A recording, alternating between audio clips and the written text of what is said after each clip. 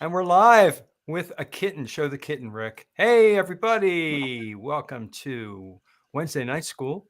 We have we have DC and we have Christy, we have Rick, and we have Milton, the kitten, to talk about is the carnivore diet too restrictive? I see this all over social media and the internet. So let's have that topic tonight, and maybe we can talk about the carnivore kitten and how a lot of our pets, what is their species specific diet? I was thinking of you, Rick, and I saw a bunch of ducks today, and I thought we should call him the duck charmer.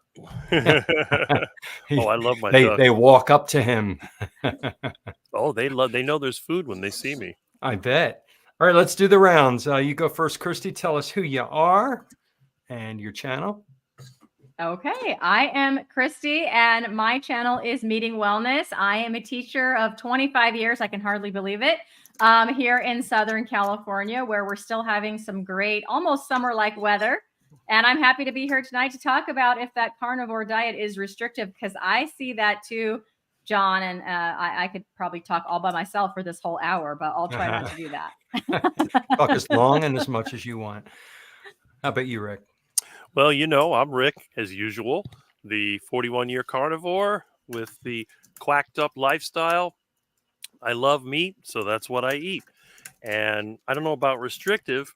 I would much rather have delicious meats, steak, duck, iguana, chicken, pork, lamb, whatever I can get, than a bunch of duck food. I mean, who wants to eat nasty stuff like bread and pasta and all that other duck food? That just doesn't appeal to me.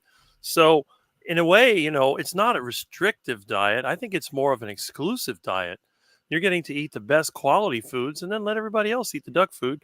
And even my little friend over here, who my neighbor discovered the day after the hurricane, he prefers meat. In fact, he gave me some kitten food, but it's some kind of kibble. He barely likes it. But when I give him raw ground beef, he snaps it up. Wow. So he loves raw meat. And boy, is he a live wire. This guy will not stop. So, yeah, there's nothing restrictive about eating the best quality food possible. All right. Yeah, that's a good point. Yeah, good point, Rick. No, I don't find the carnivore diet restrictive in any way. Actually, I find it freeing. What I find restrictive is being sick from eating all the like the standard Western diet or the duck food, as Rick says. That's what restricts your body. It makes you sick. You can't do things. You can't do as many things as you would do normally on a healthy diet. So I don't find it restrictive at all. And also time, like the time that you get back. There's very few times there's not much in life where you actually get time back. But if you're not cooking all day and preparing these ridiculous meals, then you're getting a lot of time back, aren't you? So it's really a very freeing way to eat. I agree. Thanks. I'm John Laspina. I'm the carnivore teacher hosting our Wednesday night school. I call it night school because, like Christy, I still say I am a teacher, even though I'm retired. I taught for 34 years in middle school, various subjects. And now I teach online. I make a YouTube video every day and post it. And I put a singing video about carnivore every Wednesday and post it. Sometimes Christy does it with me, and we have a good time. And I just like to pass on the knowledge because it has changed my life for the better, so much so that I'm motivated to make these videos. Like a lot of people on YouTube are sharing their success and how great they feel, and the issues, the medical issues that have been cured or minimized just by eating the diet that we're supposed to eat as humans. Just like this kitten is a carnivore, 100% carnivore, is supposed to be eating only animal products. That's how this kitten's digestive tract is and stomach acid. We're the same way with the way our physiology is set up. Now, the topic, is the carnivore diet too restrictive, comes from a perspective of somebody who's eating the standard world diet, standard American diet, whatever you want to call it. And that is the food that's in the fast food restaurants It is the food that is in the regular restaurants. It's in the food that's in the center of the grocery store in boxes and packages with barcodes. And everybody, I can't say everybody, almost everybody, so many millions, billions of people eat this food, whatever version of it in their country. So when we say, okay, now stop eating that, and here's the carnivore diet, and we explain what it is. And the way I explain it on my channel, I list some foods like Dr. Berry says, beef, butter, bacon, and eggs. I say beef, lamb, pork, poultry, fish, and eggs, cooking in animal fats like butter, bacon fat, beef, tallow.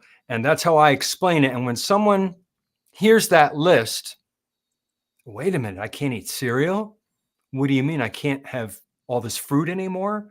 What about all the vegetables? Fruits and vegetables are good for you, right? That's where you get your vitamins and minerals. We have to have so many servings of fruits and vegetables every day. The doctor told me so. It's all over television. I keep seeing and hearing all these messages. So that's what people say. So they say it's too restrictive because we're telling them they should not be eating starch, sugar, and seed oil, which makes up that ultra processed food and fast food.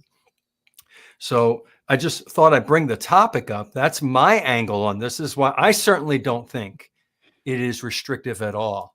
I absolutely love my food, and I eat twice a day, and I don't want to eat in between meals. And when I used to get my snacking urge, I would identify and say, am I really hungry? I just ate lunch 2 hours ago. Why am I getting this urge to eat something? And it was because of habit.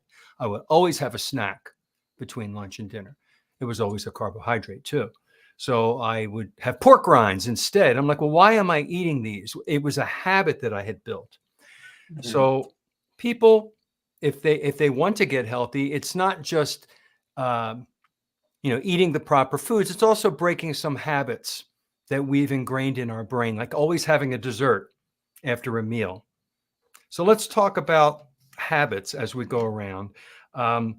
When you went carnivore, did you find it difficult in the area of maybe breaking some habits that were connected to the way you ate before?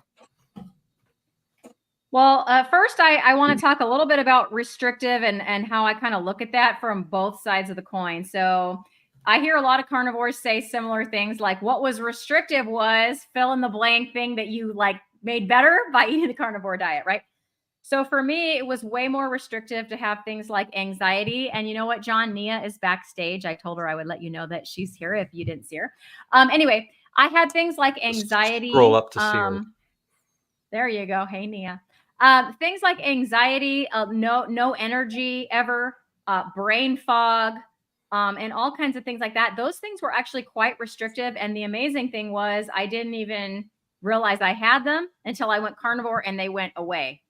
And so when that happened, because I didn't go carnivore necessarily on purpose, I was keto first, and then I just didn't want to cook the duck food like Rick says. I got done with the vegetables and I just started eating all meat. And then I started feeling so good. It was like, well, why would I bring the vegetables back? I was for sure well under 20 grams of carbs a day, like 10 probably from vegetables and things like that. And I had no reason to bring them back because I felt so much better. So what was restrictive was the way that I was living before. And when I went carnivore and those things went away, I have now more energy. I don't have anxiety. I don't have brain fog. I can go through the day and be the best teacher, the best wife, the best mom, right? Which is way better for me and my family and my students, right? And my community and all of that stuff. And then on the other side of it, sort of to speak to your point about habits, John, it sort of reprogrammed my thinking about what food is. So probably when I was eating the standard atrocious diet, as Dr. Nelson said in the chat, I would have thought, oh yeah, only eating meat, that's way restrictive. I got to have my ice cream or my whatever. That's a treat. You got to have that treat. That's such a treat. Why would I give that up? Everybody needs one of those now and again. But after going carnivore, after a while, yes, at first I would say that I still did have, I did have more pork rinds and little things like that at the beginning. And for me, over time, the desire for that just sort of diminished to where I basically eat twice a day. I feel good eating twice a day. I don't feel hungry in between. I'm no longer looking for that snack. So those thoughts of being restrictive, I think, happen when you are still eating all the junk and you want a reason to keep eating the junk. Plus, you Right. have the blood sugar like roller coaster crashes where you feel like you have to because your blood sugar drops low and you gotta eat, like hangry, right? So I used to get hangry. I don't get hangry now. And I feel like that's just being consistent over time, eating the meat. I just don't feel that way anymore. So looking back, so it's like from both angles, right? I feel so much better and I don't even want that stuff anymore. It takes time. It's not the first day you go carnivore. Now I know never want a snack or never want a, other treat or whatever. But for me, my reason, I felt so much better. I had a good reason to stick to it. And then after sticking to it, it was like all those habits, as you put it, kind of disappeared, Great. including my habit for diet soda. That went away about 2 months ago now. So I just don't want it anymore. That's good. Yeah. Rick, how about you? Rick's perspective. Well, let's talk a little bit now. I have in my living room some old pictures, and you can see me when I was a kid with my first cat, which, by the way, was a black cat. What was its name? His name was Harry. Harry. Harry the cat. Harry. Yeah, but this I mean, it was a black cat, and it was a good cat. But that was before I started the carnivore diet. I believe that picture was probably 1979 or 1980. That cat lived to 18 years, by the way. And in 1983, when I switched to the carnivore diet, I started feeding my cat meat. My cat was eating cat food and he started eating meat. But when I started eating meat, there was no regrets. I didn't think about ice cream because I hated ice cream. As a kid, ice cream would make my teeth hurt and it didn't like the taste. And it was stupid because it was one of those things that you can't really eat. Like a steak, you can grab a steak and start chewing on it, and you get that satisfying feeling as you crunch up that steak and you start swallowing it and the delicious flavor, and it's just really nice. It's warm, it's tasty, but ice cream is cold and you can't bite into it because it makes your teeth like it's really awful. So you have to sit there and lick the stupid thing. It's like a stupid lollipop. It looks ridiculous and it wastes your time. And then you live in Florida, it melts all over the place, it runs down your hand. It's a giant mess. And it's the same thing with any other kind of candy or cookies or all that stuff. It just didn't seem very satisfying. So if I had some meat and eggs, like in the morning, if I had steak and eggs or pork and eggs or whatever, maybe for lunch I have some beef or chicken or whatever other meat is available. If I had to eat a plant with it, I felt like it was a letdown. I felt like, oh, I'm getting a filler. It's like when you go to get a hamburger. If somebody goes to Burger King and they get you a so-called Whopper, you have this little strip of meat, and then you have these buns and the lettuce and all that. And every time I was a kid and I looked at one of those burgers, I'd grab the meat out and eat it first. Then I'd ditch the lettuce, and I wasn't crazy about the onions or even the pickles were okay, I guess. And the bread, I didn't like bread. So it just seemed kind of silly. But when I switched to the carnivore diet, I was making the burger myself. So I just loaded up the meat. I didn't worry about there's no bread. So I just get a big old chunk of meat and cook that up. I mean, it may be half raw on the inside, but who cares? I enjoyed it. And the same thing, with chicken. I mean, chicken originally was something I hated. Most of the chicken down here is cooked the Cuban way, which is really disgusting. They call it arroz con pollo, and it's slimy chicken with rice. It tastes awful. I just don't like it. But when I discovered heart attack chicken, boy, oh boy, that was a treat. And then when I would go to school, I used to be disappointed. I opened the bag and I'd see, maybe there's a bologna sandwich. So there was bologna and cheese that was good to eat. But then there's that nasty whole wheat bread. So that went in my pocket or back in the lunchbox. That went to the ducks. And then what else did I have? A granola bar? Ew, nasty granola bar. It looked like a bunch of oats soaked in some kind of glue with sugar put on it. It was disgusting. And you're chewing on that thing. And I remember as a kid, ugh. But then when I got to high school and I had my own beef stew, the stuff that I eat now, which is basically just ground beef cook with some water, and then put into a can or a jar.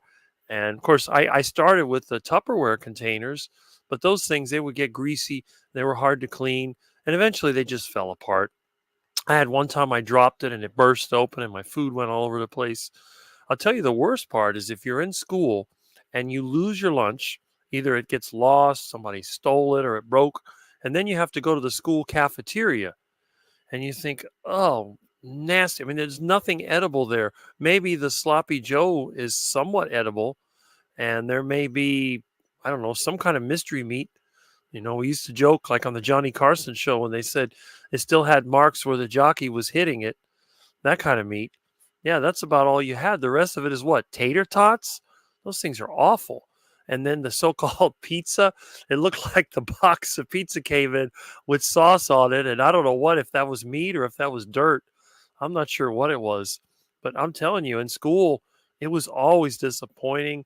And the so-called treats like potato chips, does anybody actually like those things? They used to have the bag of Lay's potato chips. I remember it was kind of yellow, and it said, "Bet you can't eat just one." And I used to joke and said, "I bet I won't even eat one." You know, I don't know if you remember that saying, but I thought it was pretty funny. And then, of course, the peanut butter sandwich, the ultimate disaster for lunch, was replaced by something meaty. Can't go wrong with that. Even if it was cold fried chicken, it was still better than the peanut butter sandwich. And then I also developed my own way of storing eggs. I cook the eggs flat, almost like a tortilla looking thing. You put it in a bag, and even though it's cold, you can put it over your meat. So if you're going to have like a little hamburger, you just do an egg wrapped over the hamburger and you eat that, and it's really delicious. So I had no regrets. And for me, meat was the treat.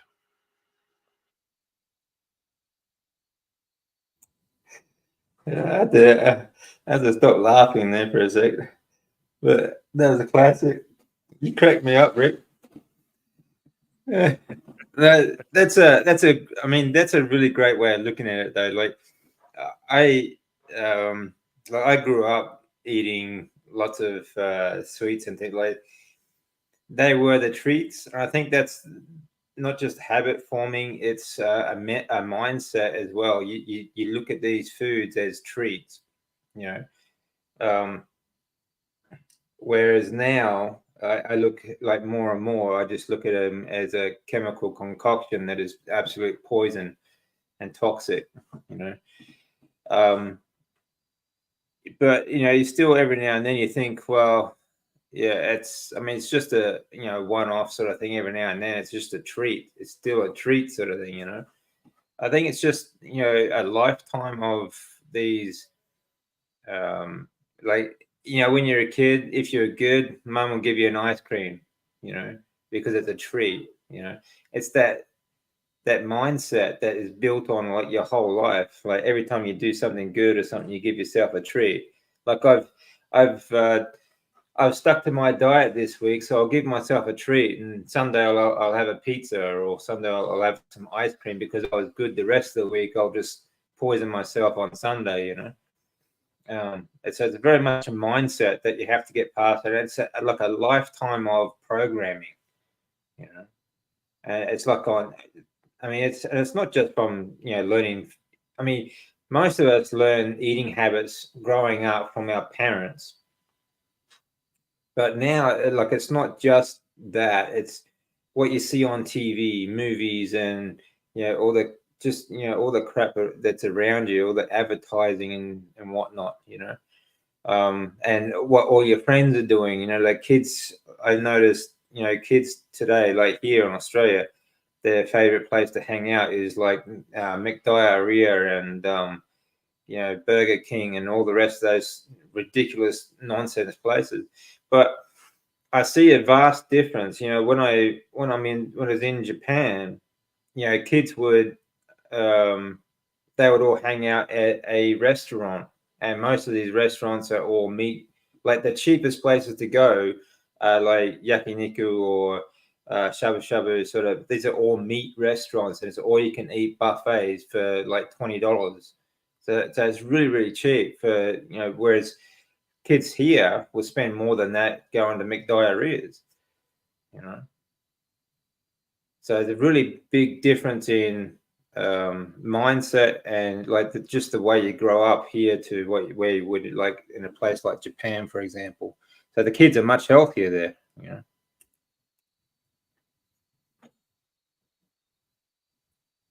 Me? Yeah, and Yeah, Nia, sure. I'm sorry, I Okay. I left you out because I have 4 boxes, and if I don't scroll up, I don't see that somebody else is there, and I was busy talking, so I'm sorry I didn't let you in earlier. If you could That's introduce okay. yourself first and then tell us your thoughts. Sure. I'm Nia from Nia's Way on YouTube, and just passed my 1 year mark on carnivore recently. Well, in July. So, and I like this topic because I think it's definitely something that people think or assume when they're looking at or approaching this diet change. But I always like to try to put things in perspective and define them in context, right? So it's like it's restrictive compared to what? It's almost the same thing as saying on the opposite side, oh, everything in moderation. Like that doesn't really actually mean anything because everybody's definition of moderation is going to be different depending on what they can tolerate and what they think is healthy and not healthy. And so when you give that advice to somebody, oh, just eat in moderation, like that's to me the worst piece of advice ever because that doesn't tell me anything about what I should or shouldn't consume, right? So when somebody says, "Oh, a carnivore diet is too restrictive. I could never do that." Yeah, on the surface, it's like, okay, I understand why somebody might think that. You're limited to a relatively small group of foods. However, it's really only been like restrictive compared to what? It's really only been the last maybe 50 to 100 years in modern society that we have even had access to the type of food, the abundance of food, and the variety of food that we have. Just 1 That's a second. good And so it's like if you think back, even two generations, nobody had the kind of variety and the ability to eat everything they wanted in moderation. It's just never been like that throughout human history until we started industrializing food and mass producing food and creating all these frankenfoods. And so when you really start to think about it, what did people eat really up until the last 100 years or so? It would have been a quote unquote restrictive diet, right? People lived on like potatoes in certain countries, like maybe a little bit of meat and potatoes. There's, cultures that live on, mainly rice and beans and then a few other things, you know what I mean? Like there's not this huge variety of different things accessible everywhere. And that's why meat has always been a staple for essentially every culture until we had, the agricultural revolution. And so it's really not, when you think about it in that context, it's only seems restrictive in the context of the modern industrialized food system that we have today. And so that's where people are thinking, oh my gosh, I can't have like blue Sour Patch gummies and in moderation. Like my diet's so restricted. Oh my gosh, I can't have, pumpkin spice lattes filled with seed oil creamer. And, I saw these Doritos at Walmart a couple weeks back that were black and orange, like Halloween Doritos. Like this is literally, it's Frankenfood. Like it's not even food. And so I'm sort of echoing a few things that have already been said, but it's like, let's redefine what food is, right? Like Dr. Chafee would say, just because you put something in your mouth and chew it doesn't make it food. And so if you cut out all the things that really technically are not even food, they provide no nutrition, no benefit, and they're just inflammatory and empty calories, so to speak, then you're left with one ingredient whole foods. And there again, we would have never had the type of access ever in human history, even to those foods as we do now. So really a carnivore diet or a ketovore diet, let's say with a few plants, is not very restrictive in my opinion. It just seems that way in the beginning when you're like realizing all of this, right? And you're having this mindset shift like what you all have been pointing out. So as far as habits go, I think all of that just falls right in line with changing the way you view what these things are. And and you all have pointed that out, where it's just understanding where these processed foods come from, what's actually in them, the fact that they are not nutritious, they don't provide any benefit. And so the more you learn, the more you just realize that like these things are off limits. And that's just something I don't consume anymore. And then the habit of not doing that just sort of falls in line, I think. Yeah, I agree. Like, how much do you moderate poison? You know, a smaller amount of arsenic is still arsenic. You know, Yeah. like, Good point, DC. We all kind of shared something similar, and that's the fact that, we totally don't find what we're eating as restrictive. The carnivore diet is not too restrictive. And what Nia said, I try to explain this to people when they ask me this question. Go back to the beginning of man. What did man eat, man and woman? And what have we been eating generally all the way up until 1880, when the Industrial Revolution, things started happening. Electricity came in a little bit later, refrigeration, transportation from all over the world, grocery stores and supermarkets popped up right around World War II and afterwards. We did not have access to all of this Frankenfood. All right. McWendy Kings. I like that little combination of words. It's garbage, but we're I was born, we had it. My parents were born, they didn't have the same exact foods that we had. My parents were born in 1935 and 1936. So their standard food was a little closer to what we should be eating as humans. They had real butter. I don't think they had margarine back then. And I don't think they didn't have McDonald's back then. There wasn't fast food. That came in later. So people today are comparing what's restrictive to what they're eating today, presently, with the colored gummy bears. And look at the Halloween is coming up right now. Have you walked through the stores and seen? Every year I'm seeing more candy that I didn't see the year before. New inventions of colors and to get the kids to eat and the parents to buy the stuff. It's so bad. Habits are so ingrained in me as a sugar addict myself. We talked about this before. Unlike Rick, I loved ice cream. I could eat a bowl of ice cream right now and my head will light up. I've always loved ice cream. I've loved potato chips and anything crunchy. And we get to the concept of the bliss point. We didn't have this years ago, but big food companies invented combining just the right amount of sugar, just the right amount of seed oil fat, and just the right amount of salt.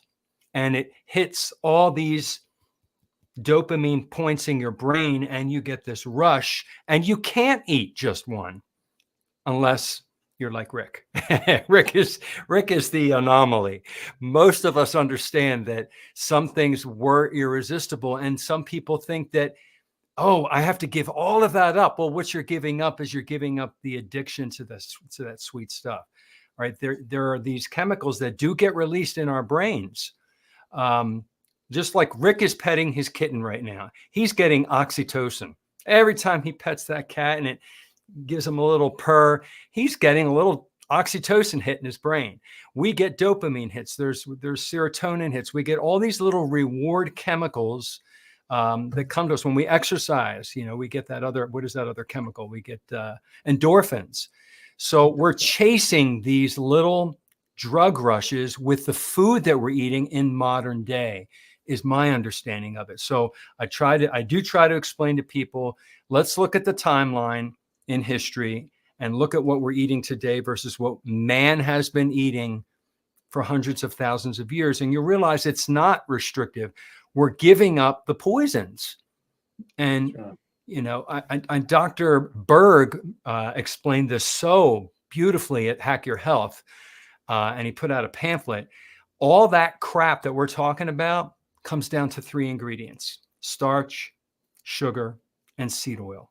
You combine that and add a couple of other little artificial flavors, colors, and preservatives, and you get this thing called ultra-processed food.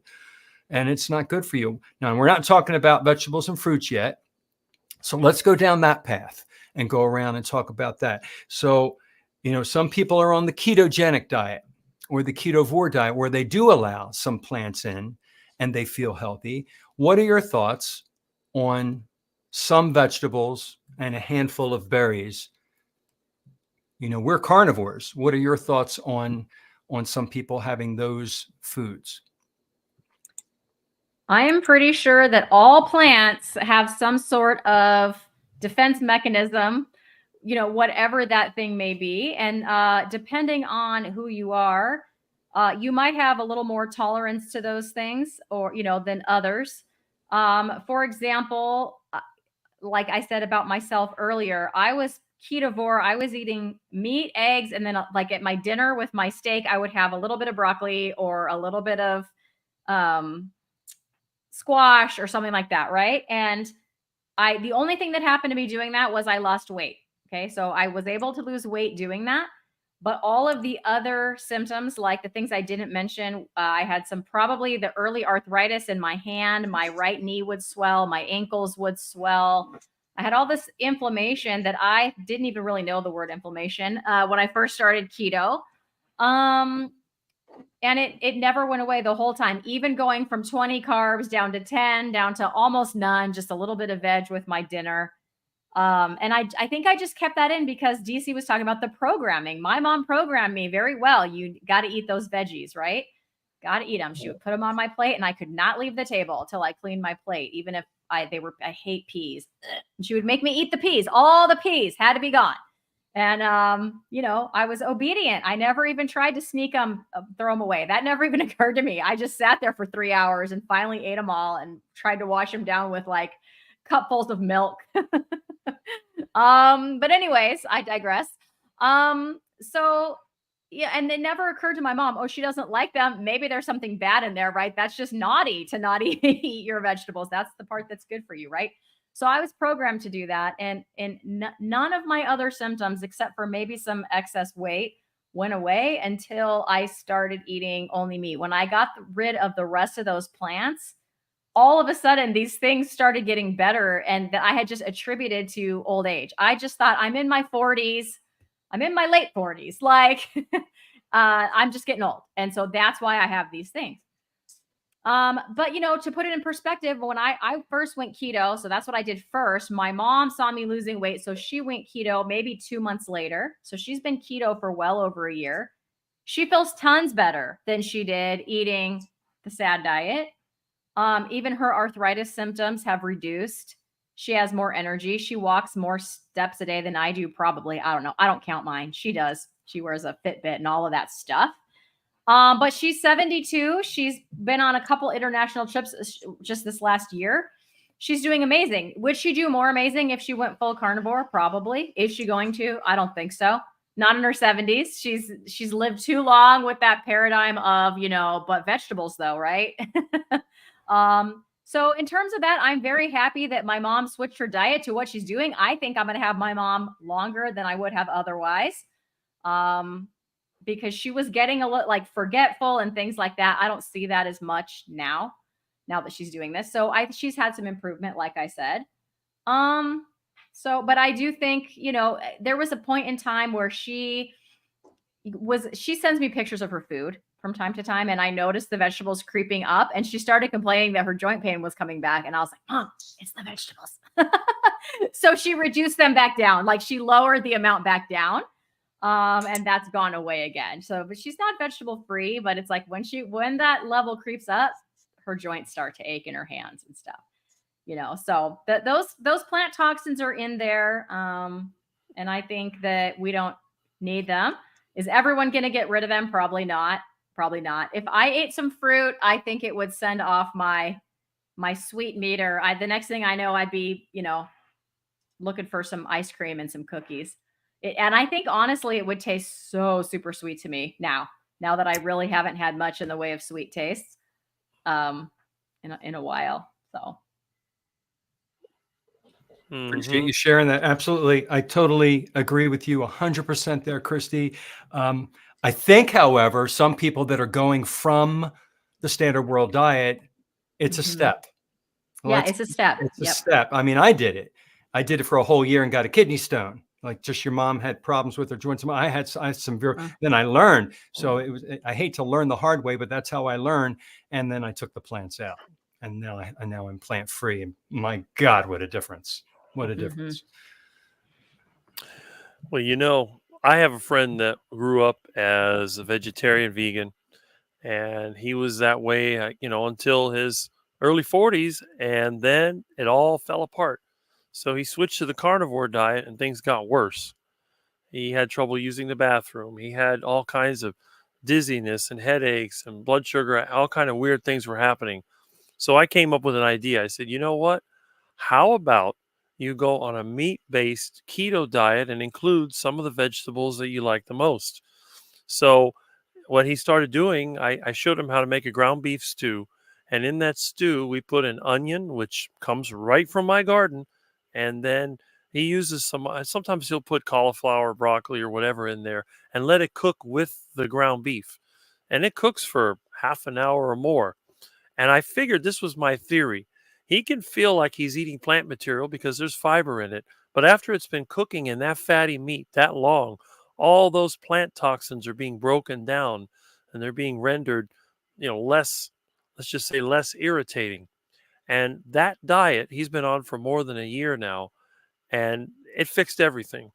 It got rid of the skin rash. It got rid of the digestive issues, the constant gas and diarrhea, and what they called I don't know if they called it IBS, or I don't know what it was called, but it was it was just terrible. Stomach aches all the time, and then all those issues with the back pain went away too, because he had back pain, and he was getting weaker. And he figured, well, you're over 40, you're over the hill. But what made him sort of, I think what he decided to change was indirectly because of me, because everybody that I know, I constantly tell them, when they go to eat something, oh, would you like this? Would you like that? I said, no, you got any meat? And my friends, they all know that's what I like. So if we're going to get together to eat, they're going to make sure they have some beef or some chicken or some pork chops or whatever they have. And we'll have a grill handy, or we'll cook it in a pot. But when I'm dealing with other people I know, I try to tell them, you might want to try this diet. They're like, no, no, no, I could never do that. You know how healthy fruits and vegetables are. And I have friends, they think that spices are healthy. Oh, turmeric is good for you, and garlic and whatever. I'm like, yeah, I can deal with the garlic. It doesn't bother me. I don't like the smell of it, but the taste, it doesn't really bother me. My dad ate a lot of it. But that turmeric, I'm telling you, that's basically a plant similar to ginger. It's a very bitter and very strong tasting plant. And of course, they buy it in a powder form. But when you realize it comes from a root, you know that it's full of calcium oxalate, and who knows what else is in there. It's going to irritate you. I don't want any of that. But some people, there's cinnamon, that's another one. That's from the bark of a tree. That's full of chemicals as well.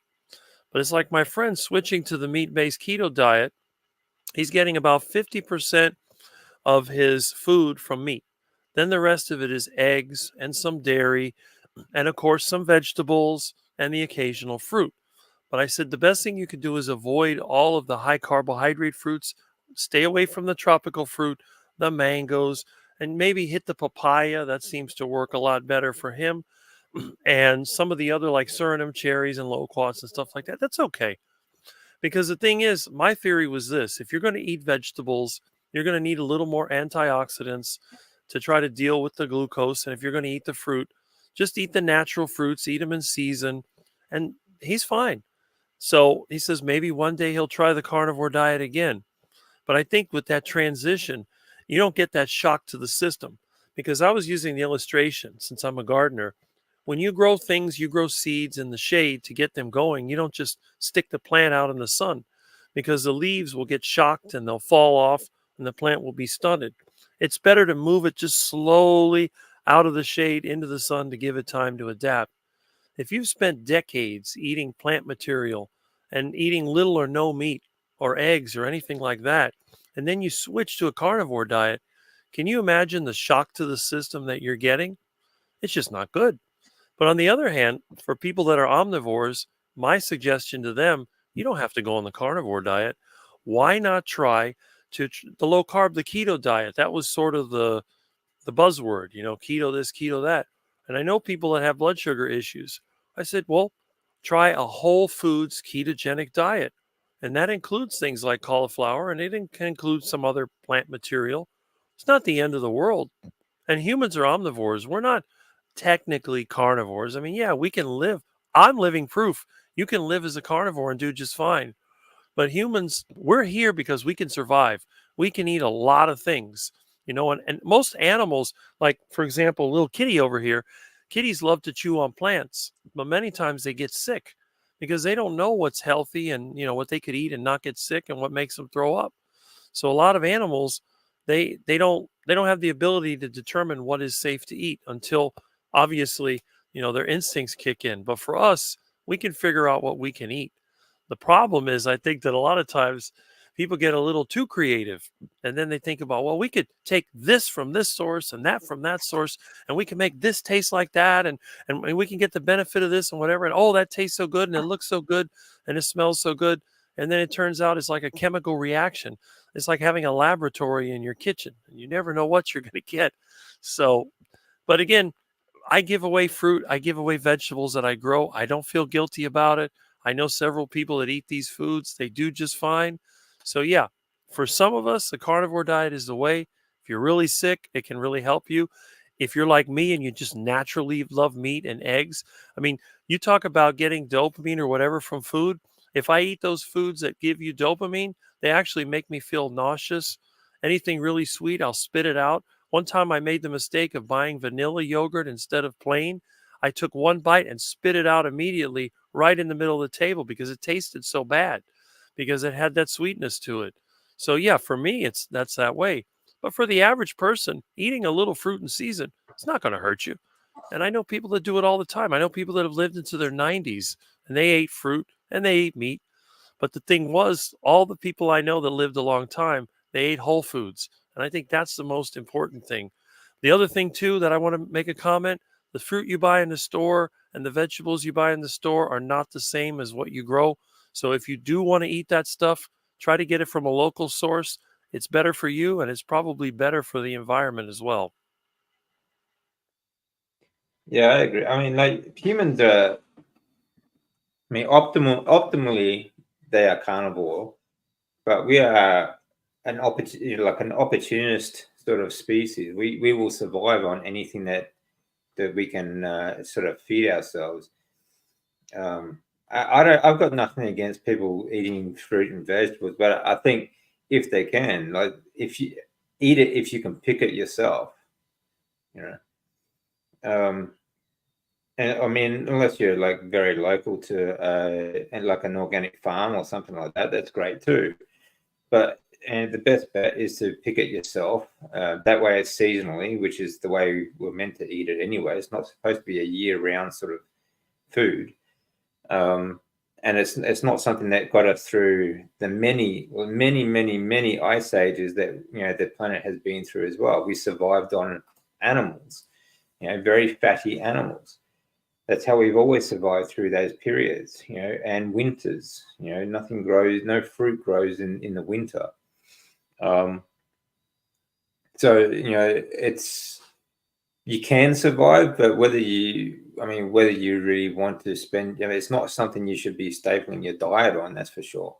But these monocrop farms, corporate owned and run farms, apart from their like ethical sort of labor force and things like that, the chemicals that they spray, like these are genetically altered fruits, vegetables that quite often are so toxic that once when they spray the crops, the farmers can't even go out in the fields for days afterwards because of the chemicals. Blueberries, for an example, are one of the most toxic crops that you can buy. They're touted as it's this superfood because they're so rich in antioxidants and so on, but these corporate farms that grow blueberries, the soil is so toxic. Once that crop is removed, nothing can grow in that soil for a minimum of 7 years. They are they're not allowed to, like here in Australia at least, they're not allowed to grow them anywhere near a waterway because they'll kill the kill the wildlife, and anywhere near a feedlot where cattle farms or anything like that, because they would kill the cattle as well. So that's how toxic these things are. So I've, like I said, like we can survive on fruit and vegetables if we pick them ourselves, for example, but we thrive on fats and meats, and that's just our species. We're an opportunist sort of animal where we will survive on what is available to us short term, but long term.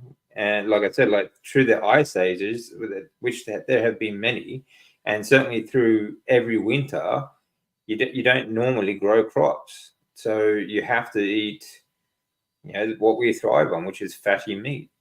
So that's my thought anyway. Yeah, I agree with what you all said, and really would just echo all of that. And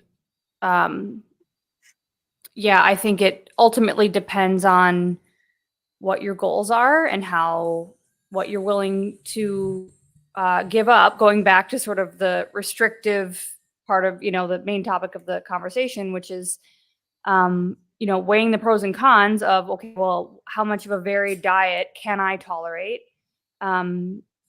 And what are the consequences of that? And so if the consequences of being 100% carnivore are, I feel better, I don't have any arthritis, I don't have any gut issues, my skin cleared up, I don't have any mental health problems, I lost all the weight that I'm trying to lose, then I feel like, the consequences here are all pros, right? So why would you want to add certain things back in if they trigger any of those symptoms out of whack?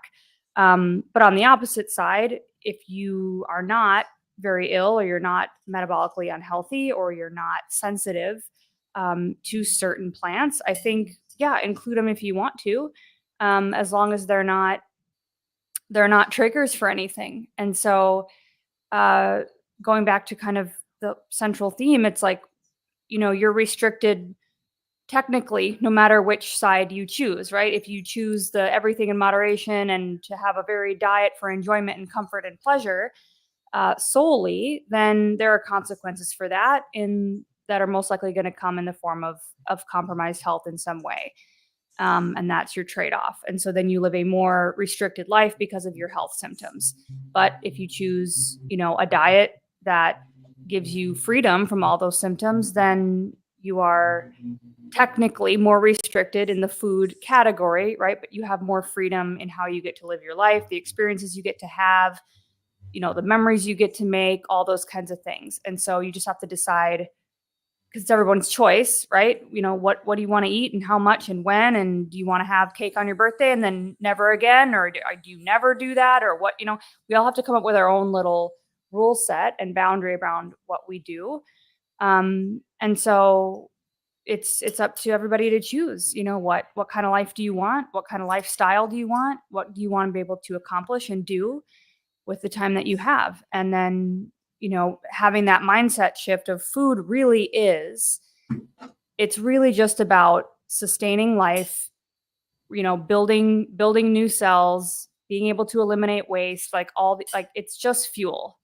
It is. But culturally, not just in our modern culture, but throughout history, food has been tied to ceremony. It's been tied to celebration. It's been tied to all kinds of emotional things, weddings and all the funerals, all that stuff, right? Let's come together and make a special meal and maybe include things that we wouldn't normally have otherwise to celebrate or honor a certain thing. And so that can be very hard to break away from. And I guess where I was going with that is like, that's always been a part of humans' existence too, I think. And so is there a time to add, have a few things that maybe you wouldn't have 10% or 5% or 1% of the year? Maybe, I think. Again, as long as it doesn't throw you totally off balance and send you back to a place that you don't want to be. So those are kind of my thoughts. Yeah, 100%. I just want to tell you a story though too. Like I recently saw a show in Japan, and they're talking to all these very older generation Japanese. Some of them were still working. One was 103 years old, and she was still working in a restaurant making food, like she was a cook. Now, in Japan, they love meat. They eat a lot of meat, but they also eat a lot of other things too, like rice and basically anything really Japanese eat, vegetables and so on. But with the older generation, they didn't have, like, seed oils are a recent thing in Japan, like only since the 90s. It sort of started creeping in. But so they're starting to see some of those problems happen now. But with this older generation, they still don't use seed oils. Like they still cook in tallow and things like that. And they have what they call tempura. And what they'll do is they'll batter these vegetables. They're vegetables, but they'll batter them and they'll deep fry them in tallow, right? And things like that. Nowadays, of course, they'll use seed oils, the younger generation. But they are omnivores. All of these people that they were talking to were all omnivore, and living a very long, healthy life, working, still doing things. But I think one thing that they all had in common was the fact that they all felt like they still had something to live for. They still had things that they wanted to do, and this to me is like Nia is saying, like, food is supposed to support our lifestyle. It's not supposed to become our lifestyle, right? It's supposed to support us in what we want to do. So it helps us it gives us the fuel that we need, the nutrients that we need to live the lifestyle that we want, right? It's supposed to be part of our lifestyle, not our whole lifestyle. So there's a very big difference. Well said. Well said. What everyone said there was right on. And I think we're getting at the fact that a lot of us don't realize it, but food is entertainment. Food is a celebration. Food is part of cultural events. Food, that kind of food, that salt, sugar, and starchy food is embedded in our culture, in many different cultures. And when we say, is the carnivore diet too restrictive? I think it goes back to how people have been using food and perceiving food. And we all just got at that point that food, and a lot of people said it in the comments, and I posted some of them up here, food is fuel. Now, we are humans and we live in a culture and we have celebrations and we have to get around those things. Yeah, but we don't celebrate every day. No, we don't. But some people will they will celebrate every day. They'll some people have do. a celebration after dinner every night and have my bowl of ice Yeah. cream. I did that. I celebrated constantly. Dr. Robert Siva says that a snack is always an emotional event. And he breaks that down and talks about, why do I want this snack? Oh, I'm angry. I'm frustrated. I'm depressed. I'm bored. Ridiculous. I ate out boredom so much. So, being a teacher, Christy understands this too.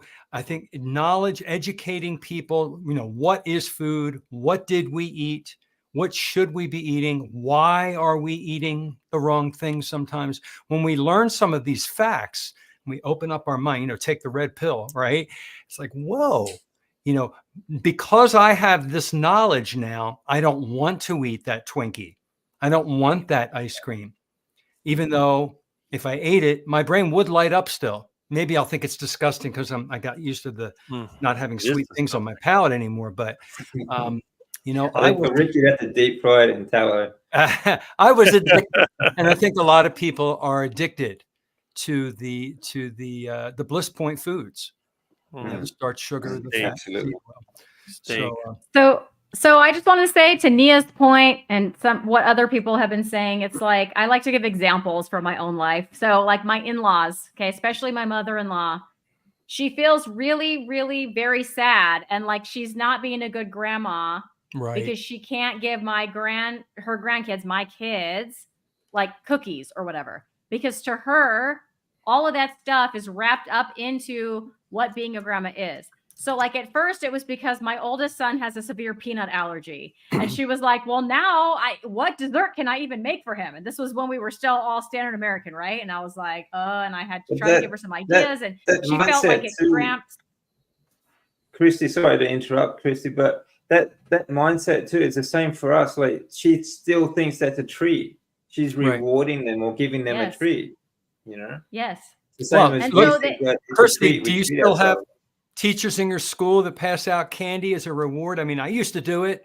I would bribe the kids, before I, knew not to do that. Yeah. It's, it's a reward. It's embedded in culture in so many different ways. And those are the parts we have to get used to. Not for you, Rick. I know.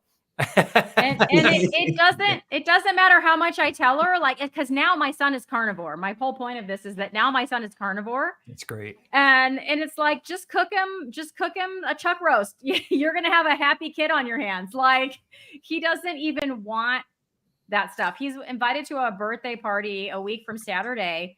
We're talking about, what are you going to eat? Because they're going to have a taco truck. So I was like, well, they're probably going to have some shredded meat, some cheese, he doesn't really like sour cream, but you could probably do shredded meat and cheese. He's like, you know what? I'm going to ask my friend what exactly is going to be on that taco truck. And if I don't like it, I'm just going to eat before I go. Like, that's what he said. Good for him. It's like, so excellent. He doesn't. Yeah. So, but it's like my husband's mom, she just has a hard time because she's not carnivore, right? So she hasn't had that mindset shift. So to her, it's like this tragedy. And that's like no shade on her, but like, because I would have that same mindset had I not gone through this transformation. And I think it does take that. And I don't know how to, like, I wish I could get it across to her that I promise you he is not sad. Like, she is feeling sad, but he is not sad. Right. That's true. All right, we're at the top of the hour. I wish I could go further, but it's going to take a while to go around the circle. And I want to give everybody an opportunity to share their YouTube channel, any information, so that viewers can extend. I mean, that's what I have. My YouTube, I have so many YouTube tabs, and I try to listen to almost everyone during the week. And that's where I learn. Oh my God, I learned so much from all these wonderful influencers. So let's go around. Christy, you start. Tell us about, you have 2 channels, so share. I do. Okay. So my original channel is Meeting Wellness. And the next thing I'll be doing is I'll be on with Nia on Carnivore Mastermind. That's tomorrow. It'll be streaming to Nia's channel and mine, and probably a lot of you that are also on the screen with me. I don't know who else is joining, but those are great. We have a great topic for you tomorrow. I have some cool interviews coming up. One with Limitless Lindy, and some things like that coming up on my channel. So stay tuned for those. My other channel is Lioness Lifestyle Live, and we go live every single Tuesday at 5 p.m. Pacific or 8 p.m. Eastern. And we have on a different, it's female focused, right? So we have on a different female guest. Just yesterday, we had a lifestyle coach that I met at Hack Your Health. And so our guest always kind of tells their health journey. If they're an expert, they tell about that. Just recently, we had on several doctors. We had Dr. Jody Nishida, Dr. Anthony Chafee, and Dr. Robert Kilt. So those are all there available to watch. If you haven't seen those yet, they're fantastic. And we need everybody to go over there and subscribe. That's a brand new channel. We sort of transported. We used to stream to our own channels, and we thought, let's make one consolidated channel. So when we're live, everybody can chat together. It makes for a better community. So please go over there and subscribe if you haven't yet. Yep. And I think everybody knows me. I'm the one that's known as a 40-year carnivore, Rick. My YouTube channel is Charger Mopar. I did have 2 YouTube channels back in 2007, but one got deleted. Thanks, YouTube. But I still have this one. And, if you like seeing things that are not quite as structured, I have never interviewed anybody because, well, let's just put it this way. I'm too cheap to have any kind of streaming software. And honestly, I don't have a lot of time because by the time I get home from work, I have to eat. There's just not a lot going on. But I do go on other channels. I go on some of the best YouTube channels. So if you see me as one of the team on a channel or being interviewed, that's a high quality carnivore YouTube channel. So you just have to look for me. And if you see me in person, there's not too many people that are 6'6". So I'm very easy to see. I'm skinny, I'm tall. And if you see somebody chasing an iguana or duck and he's tall, you have a pretty good idea of who that is. And that's it. So I look forward to seeing more of you in the future. He's the native Floridian Sasquatch that, in his natural environment, eat iguana and anything else that moves. He's the duck charmer. I'm DC. At the moment, my channel is called DC Learning to Live, but I am maybe changing that soon. But basically, my channel is about learning to live again after with cancer, after chemo, and trying to find a new way to live or live my best life anyway. So mostly it's about that. I do a lot of interviews. In fact, I've got an interview coming up with someone pretty interesting next. But yeah, otherwise, also pretty much what you'd call the radioactive carnivore, I guess. I'm still still very much nuclear powered, and so that's about my channel. Yeah, to come check it out. But it's all about metabolic health. I try to help as many people as I can get through tough times like going through cancer. It's very tough, especially going through treatments. A lot of people die from the treatment itself, not from the actual cancer. So it's something I like to highlight. There are a lot of side effects, a lot of bad things that happen to the body after chemotherapy. So these are the sort of things that I like to show people, make people aware of, and show them that carnivore is definitely helping me get through those side effects and more. So yeah, all right, Nia.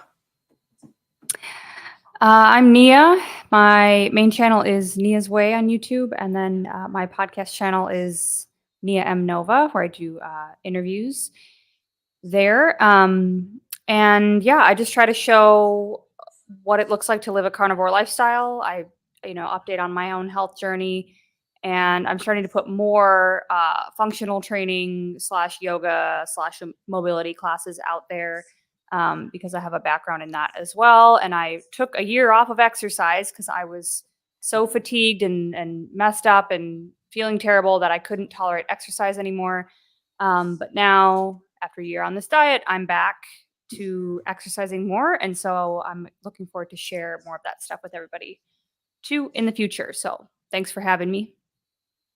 And thank you all for coming on. I'm John Laspina, your carnivore teacher on YouTube. And as I said at the beginning, I put out a daily video, song on Wednesday, and I go on other people's channels. Tomorrow I'm going to be on with Nia. I really appreciate all of you coming on and sharing your perspectives. And I want to thank our guests for coming on and offering your comments as well. And I will see you all next Wednesday night. So have a great evening, everybody. See you. See you, everyone.